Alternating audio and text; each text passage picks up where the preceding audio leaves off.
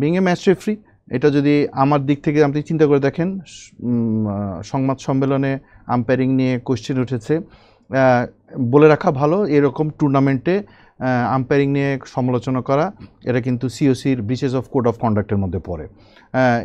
Code of conduct article 2.7 স্পষ্ট করে এখানে লেখা আছে, ইনঅ্যাপ্রোপ্রিয়েট কমেন্টস, এই ধরনের পাবলিক ক্রিটিসিজম অফ এই ধরনের যদি কমেন্টস করেন তাহলে কিন্তু আম্পায়ার লেভেল 1 ইভেন কি লেভেল 2 পর্যন্ত সে যেতে পারে, সাবজেক্ট টু দি কী ক্রিটিসিজম আপনি করেছেন।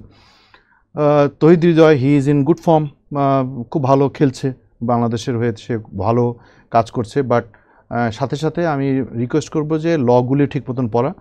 যদিও সে পরবর্তী বলেছে যে এখানে it's all credit goes to umpires call. So ultimately আপনি একদিক দিয়ে সমালোচনা করছেন এবং পরবর্তীতে আপনি তাকে সাপোর্ট করছেন,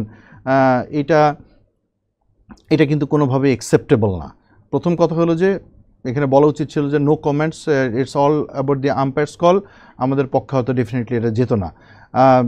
এখানে আরও অনেক ধরনের আপনি হয়তো যখন ঘটনাগুলি ঘটে আইসিসি তখন পার্টিকুলারলি ওই টাইম ওই ব্যাপারগুলি নিয়ে তখন এমসিসির সাথে বসবে, এটা হয়তো পরবর্তীতে চেঞ্জ হতেও পারে, নাও হতে পারে।